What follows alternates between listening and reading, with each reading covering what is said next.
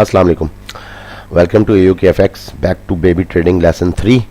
और इसमें जो क्वेश्चन है कि what is a currency trading account, कि ट्रेडिंग अकाउंट क्या चीज़ है, तो उस पर डिस्कशन करते हैं। और इसके अलावा व्हाट इज़ एप्लीकेशन, डैशबोर्ड क्या होता है और ये सारी बातें। तो सबसे पहले स्टार्ट लेते हैं।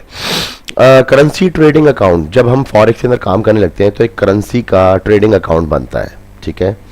और अब तो ऑनलाइन है, तो हम लोग तो इस वक्त कोई 1980 में तो नहीं बैठे कि जिसके लिए हमें जो है कोई चेक देना पड़े कैश की सूरत में या कुछ ऐसा कुछ भी नहीं है। अब तो खैर बहुत ही ज़्यादा एडवांस हो चुका है सिस्टम। तो करेंसी अकाउंट जो है वो आपका USD और पाउंड,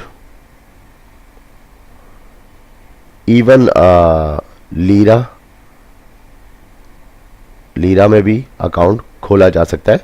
तो ये डिपेंड करता है कि आपका जो डीलर है या ब्रोकर है वो आपको क्या कंडीशन देता है और कितनी करेंसीज पे आप अकाउंट खोल सकते हैं। आप एक वक्त में एक ही अपने नाम से अपनी NIC से एक ही ट्रेडिंग अकाउंट खोल सकते हैं, लेकिन उस ट्रेडिंग अकाउंट के अंदर मल्टीपल अकाउंट्स मजीद खोले जा सकते हैं। वो किस तरह कि आपको सबसे पहले एक डैशबोर्ड मिलता है एप्लीकेशन के लिए। सबसे पहले आप एप्लीकेशन में आते हैं, एप्लीकेशन में आपको एक डैशबोर्ड मिलता है। उस डैशबोर्ड में सबसे पहले आपका नाम, ठीक है जी, और आपकी वेरिफिकेशंस वगैरह सब होने के बाद, यानी कि आपको एक नाम दिया जाता है। वो नाम थ्रू आपकी ईमेल होता है, यानी कि ईमेल ID के ज़रिए आपकी वेरिफिकेशन उन्होंने करनी होती है। तो ईमेल ID से वो इस बात का अंदाज़ा लगा लेते हैं कि ये बंदा जो हमारे साथ लॉगिन हो रहा है ये कौन सी IP से हो रहा है, यानी कि इंटरनेट प्रोटोकॉल उसका क्या है, उसका IP एड्रेस क्या है। नेक्स्ट वो ये देखते हैं कि इस नाम से जो बंदा है जो हमें एप्लीकेशन बना रहा है, एप्लीकेशन बनाना बहुत आसान है, उसके अंदर सारा कुछ बंदा एंट्री कर लेता है और एंट्री करने के बाद आपका अकाउंट भी खुल जाता है। लेकिन अकाउंट के बाद जो नेक्स्ट पार्ट्स आते हैं ना, अकाउंट फंडिंग के और वेरिफिकेशंस के, और वो मैं खैर आगे आपको बताता हूँ। तो इसमें एक एप्लीकेशन के अंदर आपको एक डैशबोर्ड मिल जाता है। डैशबोर्ड हमेशा एक ही रहता है। डैशबोर्ड जो है वो आपको जिस नाम से आपने खोला है उस नाम से एक ही रहेगा। अलबत्ता उसके अंदर जो आपके अकाउंट्स हैं, आप यानी कि जैसा टाइप ऑफ अकाउंट्स है, तो जो आपके अंदर अकाउंट्स हैं उस डैशबोर्ड में जो आपने डीलर से लिया हुआ है वो मल्टीपल हो सकते हैं, 1 2 3 4 10 भी हो सकते हैं, 15 भी हो सकते हैं, ये आपके ऊपर डिपेंड करता है। खैर मेरा अब तक एक ही है, लेकिन ये कि बनाने वाले 2 3 4 5 जिस तरह के भी अकाउंट्स, सम टाइम ऐसा होता है कि कोई प्रमोशन आती है ब्रोकर की तरफ से कि जी कोई कॉन्टेस्ट है, उसके लिए आप अगर इसमें अप्लाई करें तो लोग अक्सर अपना फंडिंग जो है वो उसमें शिफ्ट कर लेते हैं। तो डैशबोर्ड में अकाउंट टू अकाउंट पैसे शिफ्ट करना आसान होता है और वो कभी भी लेट नहीं होता। बहुत से ऐसे डीलर और ब्रोकर्स हैं जो आपको डैशबोर्ड भी प्रोवाइड नहीं करते, जस्ट एक ट्रेडिंग प्लेटफॉर्म देते हैं। अब हम इस वाली बात पे आते हैं, टाइप्स ऑफ अकाउंट्स। कितने टाइप्स के अकाउंट्स हैं? अकाउंट एक होता है स्टैंडर्ड अकाउंट, ठीक है, स्टैंडर्ड अकाउंट। स्टैंडर्ड के अंदर बहुत सी क्लासेस दे देते हैं, वो लेवरेज को सेट करता है। हमेशा ब्रोकर या डीलर आपको देता है लेवरेज। लेवरेज के अंदर क्या होता है ये अगले लेसन्स में आएगा, लेवरेज क्या चीज़ है, लेकिन मैं आपको थोड़ा इसका हवाला दे दूं कि लेवरेज ये होता है कि अगर आपका $1 है तो ब्रोकर की जानिब से आपको क्योंकि लेवरेज मिलती है तो वो 1:500 होती है। तो इसका मतलब कि आप जब मार्केट में जाते हो तो आप $500 लेके आते हो। अब आप मार्केट में जब कोई चीज़ परचेज या सेल आउट करने लगते हैं या कोई भी स्ट्राइक लगाने लगते हैं तो आप उस $500 के ऊपर काम कर रहे होते हैं, लेकिन पीछे बैक हैंड में बेसिकली तो वो $1 आपका होता है। तो इसी तरह अगर आपका लेवरेज में मिसाल के तौर पे $100 है तो $100 का मतलब ये है कि (500) इज इक्वल्स टू, अब आप उसके आगे फिर उसको 5 कर लीजिए तो ये 50,000 हो जाता है, ठीक है, इस तरह से। तो इसी तरह लेवरेज को मजीद वो और ज़्यादा डीलर सेटिंग करके देता है। तो इस तरह देता है। एक तो होता है स्टैंडर्ड अकाउंट जो कि सीधा सीधा मैंने आपको लेवरेज पे डिफाइन कर दिया, ठीक है। इसी के अंदर एक वो देता है माइक्रो अकाउंट। माइक्रो अकाउंट क्या होता है कि वो कहता है कि मैं माइक्रो में आपको मजीद यानी कि 1:500 जो है उसी को वो शो करता है 1:5000। ये FBS में आपको मिल जाएगा। 5000 की लीवरेज शो करता है, मगर बेसिकली वो अकाउंट घूम फिर के बात वहीं आ जाती है। उस अकाउंट में बेसिक ये बात देखने वाली है कि $100 जो है वो कितना शो हो रहा है। अगर तो $100 50,000 शो हो रहा है तो फिर तो ये वहीं का वहीं है। लेकिन अगर अब ये 5 लाख शो होने लग गया है, दैट मीन्स इस अकाउंट में हमें लेवरेज का फायदा है। तो इसी तरह इसमें सम ब्रोकर्स ऐसे हैं कुछ जिन्होंने स्टैंडर्ड, फिर माइक्रो, और उसके बाद एक और क्लास होती है मिनी। अच्छा, मिनी जो होता है ये सेंट अकाउंट कहलाता है। मिनी बेसिकली सेंट अकाउंट है, इसके अंदर सेंट्स को देखा जाता है। तो इसकी भी लेवरेज इसी तरह ही होती है, लेकिन इसके जो मार्जिन आती है वो मार्जिन में 2 जीरो ज्यादा ही होते हैं बाद के डेसिमल्स लग के। यानी कि मिसाल के तौर पे अगर मैं 0-10 लॉट की एक ट्रेड लेता हूं, वॉल्यूम मेरा 0-10 लॉट का है, और मैं गेन करता हूं आफ्टर 1 पिप, यानी कि 1 पिप के अंदर मैं गेन कर रहा हूं $1, तो सेंट अकाउंट में यही चीज क्या होगी, ये होगी 10 सेंट्स। खैर ये आगे मैं आपको अब इसमें मजीद जब लेसन आएगा तो उसमें मैं ये सारा समझा दूंगा। तो अकाउंट, टाइप्स ऑफ अकाउंट हो गए कि 3 टाइप। अब इसी के अंदर एक और होता है कि स्टैंडर्ड अकाउंट होता है, माइक्रो होता है, और मेरे ख्याल मिनी में नहीं होता शायद। तो स्टैंडर्ड और माइक्रो, इसके अंदर एक और क्लास होती है दैट इज ECN, यानी कि थ्रू इलेक्ट्रॉनिक कंट्रोल नेटवर्क के जरिए। तो ECN अकाउंट में सिर्फ ये फर्क होता है कि जो स्प्रेड चार्ज कर रहा होता है आपसे डीलर, स्प्रेड जो चार्ज कर रहा होता है डीलर, वो स्प्रेड अगर ECN अकाउंट है तो ECN के अंदर आपसे स्प्रेड चार्ज नहीं करता बल्कि वो शो करता है। क्योंकि जब हम नीचे अपने डैशबोर्ड में देखते हैं तो डैशबोर्ड में हमें यहाँ पे आखिर में जहाँ PL होता है, PL के साथ MT4 में आता है कमीशन। ECN अकाउंट में कमीशन शो हो रहा होता है। लेट सपोज आपने एक लॉट दी, 1 स्टैंडर्ड लॉट आपने अप्लाई की, ये आपका कॉन्ट्रैक्ट नंबर है, टिकट नंबर, ये आपका जी मार्जिन, ये फ्री मार्जिन, और इधर आ जाता है स्वैप, ये भी आगे मैं आपको डिफाइन करूंगा। स्वैप के बाद कमीशन, कमीशन का प्रॉफिट लॉस। अब प्रॉफिट लॉस आ रहा है कि -$3 पे है आप, मगर अगर आपका अकाउंट ECN है तो ECN शो करता है कि आपके $7 ये कमीशन चार्ज हो चुका है आपके कैपिटल बैलेंस में से, $100 में से। अब वो अलग बात है अगर आप ECN अकाउंट नहीं लेना चाहते STD स्टैंडर्ड में या आप माइक्रो में, तो उसके लिए आपको 2 ऑप्शन है। या तो आप ECN अकाउंट ले लीजिए। अगर आप ECN अकाउंट नहीं लेते, क्योंकि अमूमन ECN अकाउंट जब आप लेते हैं तो डिपॉजिट ब्रोकर ज्यादा मांगता है। लेट सपोज अगर इसमें वो कहता है कि $10 पे भी आपका अकाउंट जो है वो मैनेज हो जाएगा, एप्लीकेशन रन हो जाएगी और आप प्लेटफॉर्म पे काम कर सकते हैं, तो ECN अकाउंट के लिए वो कहता है कि मिनिमम भाई $100 तो डालिए। और बहुत से ऐसे ब्रोकर्स हैं जो ये कहते हैं 500 डालिए। तो जो ECN अकाउंट ब्रोकर होता है या प्रोवाइडर होता है, उसमें IC मार्केट्स, उसमें एक्सनेस, उसमें बहुत सारे ऐसे ब्रोकर्स हैं, नेमली काफ़ी सारे हैं। तो जो कमीशन है, अच्छा अब नेक्स्ट में ये होता है कि अगर आपका यही अकाउंट स्टैंडर्ड में है, स्टैंडर्ड और माइक्रो, मगर वो ECN नहीं है, ECN अकाउंट नहीं है, ये अकाउंट नहीं है, तो आपका वही ऑप्शन सेम रहेगा। जो -3 की जो ट्रेड थी वो ये ECN में है, ठीक है ना, वो ECN में है, वही ट्रेड शो हो जाएगी -10 में। वो इसलिए -10 में शो हो जाएगी क्योंकि वो जो $7 यहाँ इसने शो करने थे वो यहाँ शो नहीं हो रहे, वो अब स्प्रेड की सूरत में हिडन है। तो हिडन ये है कि क्योंकि आपने ट्रिगर लगाना था इधर, मगर आपकी ट्रेड लगाई गई है इधर, तो वो जो गैप है उसके दरमियान में जो गैप दिया वो स्प्रेड का गैप था, डेट्स वाई आपकी जो ट्रेड थी अब वो -10 शो हो रही है, लेकिन अगर आपका ECN अकाउंट होता तो आपको -3 शो हो रही थी। तो खैर बात एक ही है, बात एक ही है, इसमें कोई फर्क नहीं पड़ता, क्योंकि अगर आपका ट्रेडिंग जाविया बिल्कुल ठीक है और आपने सही ट्रेड लगाई है बाय पे, तो फिर तो आपको प्रॉफिट है। हाउ एवर वो 7 शो करे या 10 शो करे, उससे कोई फर्क नहीं पड़ता। लेकिन फर्क पड़ता तब है जब अगर वो माइनस में चले जाए, तो फिर वो फर्क पड़ता है। तो ये था टाइप्स ऑफ अकाउंट्स। अब आ जाते हैं अकाउंट फंडिंग।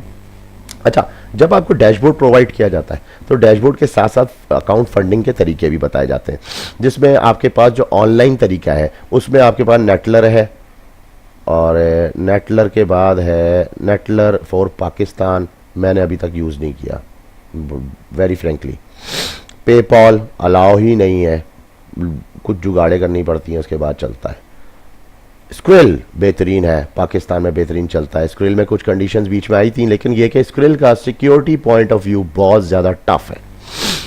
उसके लिए आपकी डॉक्यूमेंटेशन मांगी जाती है, उसके कुछ प्रोसीजर हैं। यही काम डैशबोर्ड पे भी होगा। जब डैशबोर्ड पे भी अकाउंट खुलेगा तो आपसे कोई भी यूटिलिटी बिल मांगा जाएगा जो ये साबित कर सके, और आपकी NIC की जो फ्रंट और बैक की कॉपी होती है, यानी कि आपकी NIC की जो फ्रंट है वो और बैक, ठीक है, बैक की जो कॉपी होती है, इसलिए कि उन्होंने ये देखना होता है कि डैशबोर्ड जिस नेम से खुला है, लेट सपोज अमान खान के नाम से जो डैशबोर्ड खुला है, वही अमान खान इस NIC में शो हो रहा है, क्या ये NIC पाकिस्तान शो कर रहा है। उसके बाद क्या इसकी जो डेट ऑफ बर्थ, इसे हमें पता है, क्योंकि डेट ऑफ बर्थ जो है बेसिकली बड़ी इंपॉर्टेंट चीज़ होती है, वो इसमें क्या मैच हो रही है। तो उसके बाद वो आपको स्क्रिल, अब जो स्क्रिल है ज़ाहिर है वो आपका एक किस्म का ऑनलाइन बैंक है, तो स्क्रिल में अगर आप कुछ पैसे डालते हैं, लेट सपोज के $100 आप उसमें डालते हैं, और $100 जब आप अपलोड कर देते हैं स्क्रिल के अंदर, तो स्क्रिल के ज़रिए आप डैशबोर्ड में डालते हैं। एक तो ये नंबर 1 वे है। नेक्स्ट वे है थ्रू क्रेडिट कार्ड। अच्छा, क्रेडिट कार्ड्स बहुत से लोग करते हैं, पाकिस्तान में भी सबसे ज़्यादा क्रेडिट कार्ड ही यूज़ होता है। और क्रेडिट कार्ड के अंदर क्या ऑप्शंस होते हैं कि वही उसी तरह सेम क्रेडिट कार्ड की भी फ्रंट और बैक की तस्वीर बहुत से ब्रोकर्स मांगते हैं कि एक दफ़ा फर्स्ट टाइम, क्योंकि आपका इनिशियल डिपॉजिट है, अकाउंट में आप फंडिंग कर रहे हैं, तो आपका नेम उसमें वेरीफाई किया जाता है। प्लस उसके अंदर एक ख़ास चीज़ ये होती है कि उसके जो नंबर्स होते हैं, उस नंबर्स में से लास्ट के जो 4 नंबर्स हैं और जो शुरू के 4 नंबर्स हैं, मगर इन बिटवीन जो 8 नंबर्स हैं वो आपने पूरी दुनिया में कहीं भी शो नहीं करने होते हैं। ये लॉ है, ये रूल है वीज़ा का और मास्टर कार्ड का, कि आप वेरिफिकेशन भी अगर ना करना चाहते हैं और वो कहते हैं अपने कार्ड की तस्वीर दीजिए, तो तस्वीर के अंदर कभी भी आपके मिडल नंबर्स नहीं आने चाहिए। प्लस जो उसकी जो बैक होती है कार्ड की, उस बैक साइड पे आपका CCV कोड होता है, सही है, 1 2 3 नंबर्स का होता है। ये आपने छुपाना होता है, ये आपने कभी भी शो नहीं करना होता, ठीक है। और वो बैक में कुछ भी नहीं देखना चाह रहे होते, बस सिर्फ उसको बैक में देखते हैं। लेकिन सम टाइम ये भी एक होशियारी है, तो उसमें समझ लेना चाहिए बैक के अंदर भी कार्ड के पिछले नंबर्स डबल वाले पंच हुए होते हैं, नजर आ रहे होते हैं, तो आपका काम है कि इन दोनों को आपने छुपाना होता है। ये उस न्यू बंदे के लिए बात कर रहा हूँ जिस बेचारे को इस बात का बिल्कुल नहीं पता। उससे क्या होता है, कार्ड रिवील हो जाता है और कार्ड का नंबर जो है वो आउट हो जाता है। तो क्योंकि उनको आपका नाम तो पता है, उनको आपका कार्ड नंबर पूरा पता चल गया, उनको आपकी डेट ऑफ बर्थ पता है, उनको आपकी कंट्री का पता है, तो पीछे रह क्या गया, सब कुछ तो उनको पता चल गया। तो इसके लिए कि ऑनलाइन हैकिंग्स और इन चीज़ों में ये चीज़ें ज़्यादा इस्तेमाल हो सकती हैं। तो खैर हमें नहीं पता होता, हम किसी ब्रोकर को घर तक नहीं जानते, हम तो सिर्फ उसको ऑनलाइन जो उसकी जो वैल्यू और जो उसकी रैंकिंग्स हैं उसके मुताबिक जानते हैं। तो एक तरीका ये है फंडिंग करने का कि आप अकाउंट में उसके ज़रिए फंडिंग कर देते हैं। खैर ये फंडिंग जो है इनिशियल होती है, फास्ट होती है, फ़ौरन उस पर पैसे आ जाते हैं। और कुछ ब्रोकर फर्स्ट टाइम जब आपको वेरीफाई करने लगते हैं तो वेरीफाई के लिए वही पैसा वापसी उसी कार्ड में डालते हैं ताकि आप वेरीफाई हो जाएं कि हाँ जी, क्योंकि एक मनी लॉन्ड्रिंग का भी एक पूरा एक प्रोसीजर है और ब्रोकर इस बात का बड़ा ख्याल रखता है कि मनी लॉन्ड्रिंग ना हो जाए। तो जिसकी वजह से ये है कि वो आपके जिस तरीके से पैसा आया होता है उसी तरीके से वापसी आपको सेंड करता है। अगर आपने स्क्रिल से आए तो स्क्रिल से सेंड करेगा, और अगर वो कार्ड से आए तो कार्ड से। तीसरा तरीका है लोकल बैंक्स, और बहुत से अच्छे बैंक ब्रोकर डीलर आ चुके हैं अब मार्केट में। जैसा मैं भी इस वक्त ऑक्टाफैक्स यूज़ कर रहा हूँ, इसके अलावा यूनिग्लोब आ गया है, 2-4 और भी आ गए हैं। ये ऐसे हैं कि जो लोकल बैंकिंग देते हैं। तो लोकल बैंक से ये होता है कि आप जो उनका हवालादार होता है, यानी कि उसका भी एक लोकल ही अकाउंट होता है, उसके लोकल अकाउंट में आप पैसे शिफ्ट करते हैं और शिफ्ट करने के साथ साथ एक रेफरेंस कोड दिया जाता है। जिस रेफरेंस कोड के अंदर ये लिखा जाता है, जब आप देखें नॉर्मली किसी को बेनिफिशियरी अकाउंट बनाएं और किसी को ट्रांसफर करेंगे तो उसमें एक रेफरेंस आता है। रेफरेंस में आप क्या लिखना चाहते हैं, तो हम उसमें शो करते हैं कि डिलीवर, यानी कि ये डिलीवर करो, और साथ में अपना अकाउंट नंबर लिख देते हैं जो हमारा अकाउंट नंबर होता है, ये मेरा अकाउंट नंबर है, इसमें डिलीवर करना है। तो ये हवाला हो जाता है और ये भी सबसे ज़्यादा फास्ट प्रोसेस है। और इस पर भी डिपॉजिट, और इसी तरह जब आपका विड्रॉ होता है तो विड्रॉ भी इसी तरह उसी सेंटर में जो लोकल अकाउंट होल्डर होता है उसको यूज़ किया जाता है। तो ये तरीका है। और फिर उसके बाद फिर क्या होता है कि वेरिफिकेशंस। अच्छा, वेरिफिकेशंस के अंदर वेरी फर्स्ट आपके 1 या 2 दिन लगते हैं। सम टाइम यूटिलिटी बिल्स मांगते हैं। जो यूटिलिटी बिल के अंदर भी उन्होंने सिर्फ यही देखना होता है कि आया, अगर मिसाल के सुई साउथर्न गैस कंपनी एग्जिस्ट करती है तो क्या ये नेम उसमें एग्जिस्ट कर रहा है। हाँ, कहीं ऐसा तो नहीं कि ये अमान खान और तीसरा एक और लफ्ज इसमें लग रहा है, कोई भी हम लफ्ज देते हैं, Aman Khan like Pathan, third number भी एक लफ्ज आ गया, तो इस पे वेरिफिकेशन रुक जाती है। वो कहते हैं जो हमें अगले ने प्रोवाइड किया है वो 2 नाम प्रोवाइड किए, उसने ये नाम तो प्रोवाइड नहीं किया, लिहाजा जो डॉक्यूमेंट है या तो दूसरा कोई और दिखाइए, और अगर दूसरा नहीं है तो हम आपका अकाउंट रोक रहे हैं क्योंकि आपका अकाउंट वेरीफाई के प्रोसीजर से नहीं गुजर रहा। ये काम होना बहुत ज़रूरी है। जब आप करेंसी ट्रेडिंग अकाउंट में आते हैं, जब आप किसी अच्छी एप्लीकेशन को समझ लेते हैं, जब आप उसके डैशबोर्ड को समझ लेते हैं, तो आपको पता होना चाहिए कि इसमें टाइप ऑफ अकाउंट्स कितने खोल सकते हैं। ठीक है, आप एक वक्त में स्टैंडर्ड भी खोल सकते हैं, माइक्रो भी खोल सकते हैं, ईसीएन भी खोल सकते हैं, सारे अकाउंट खोल सकते हैं आप, लेकिन अकाउंट की फंडिंग का क्या प्रोसीजर है। और जब वेरिफिकेशन में आते हैं तो वेरिफिकेशन में प्रॉब्लम होती है, जिससे डिसहार्ट भी होता है बंदा, अपनी तरफ से बहुत ज़्यादा सीखने के लिए बहुत ज़्यादा एक्साइटेड होता है और उसमें वो डिसहार्ट होता है जब उसका टाइम वेस्ट हो रहा होता है। तो ये है कि टाइम वेस्ट ना हो तो आप वेरिफिकेशन को है उस प्रोसेस को वेरी फर्स्ट पहले ही कर लें, अर्ली। उसके बाद नेक्स्ट आ जाता है ट्रेडिंग प्लेटफॉर्म। अब आपको डैशबोर्ड के साथ वो ट्रेडिंग प्लेटफॉर्म मुहैया करता है। वो कहता है कि मेरे पास आपके टेबलेट के लिए, मेरे पास आपके मोबाइल के लिए और मेरे पास आपके लैपटॉप के लिए, ठीक है जी, ये ट्रेडिंग प्लेटफॉर्म है जिसके अंदर हमारे पास MT4 है और MT5 है। और MT5 भी किस किस पे है, ऑपरेटिंग सिस्टम पे। OS जो है उसका एंड्रॉयड है, ठीक है, OS उसका एंड्रॉयड आ जाता है। फिर उसके बाद हमारे पास इसमें मैकिंटॉश है, बहुत से में मैकिंटॉश नहीं है, ठीक है। और इसके अलावा विंडोज़ है, और विंडोज़ मोस्टली प्रोबेबली विंडोज़ ही ज़्यादा इस्तेमाल किया जाता है। तो जी हमारे पास तो ये ऑप्शन है, प्लस आपके मोबाइल, और उसके लिए हमारे पास जो है सी ट्रेडिंग सिस्टम है, जो जिसे आप वेब ट्रेडिंग कहते हैं, सी ट्रेडिंग सिस्टम है, ठीक है। और इसके अलावा हमारे पास हमारी अपनी जो वेब है, तो जो वेब है, वेब पे भी आप हमारे साथ ट्रेडिंग कर सकते हैं, मगर उन अकाउंटों में मुख्तलिफ फ़र्क होता है। MT4 का अकाउंट डिफरेंट है, सी ट्रेडिंग का अकाउंट डिफरेंट है, लेकिन मोस्टली सबसे ज़्यादा दुनिया में MT4, MT5 भी नहीं, MT5 भी नहीं, MT4 सबसे ज़्यादा यूज़ किया जाता है और सबसे ज़्यादा ऑथेंटिक माना जाता है काम के सिलसिले में, क्योंकि एक तो ये पावर बहुत कम लेता है। जो आपकी इंटरनेट पावर है वो सबसे ज़्यादा कम इस्तेमाल होती है आपकी MT4 में। और अगर वेब बेस्ड है तो उसके लिए आपको इंटरनेट भी सॉलिड चाहिए, यानी कि अगर आपका 4G है तो 4G आपका बहुत ही जल्दी 15 दिनों में बिल बना देता है अगर आप IQ ऑप्शन यूज़ करते हैं। लेकिन अगर आप यूज़ करते हैं कोई MT4 तो MT4 आपका वो पूरा मंथ चल जाता है, उसकी इतनी ज़्यादा बाइट्स वो गेन नहीं करता और वो ज़्यादा फास्ट है। तो ये था अब तक का आज का लेसन, और अब मिलते हैं हम अपने इंशाल्लाह नेक्स्ट लेसन 4 में। तो थैंक यू सो मच।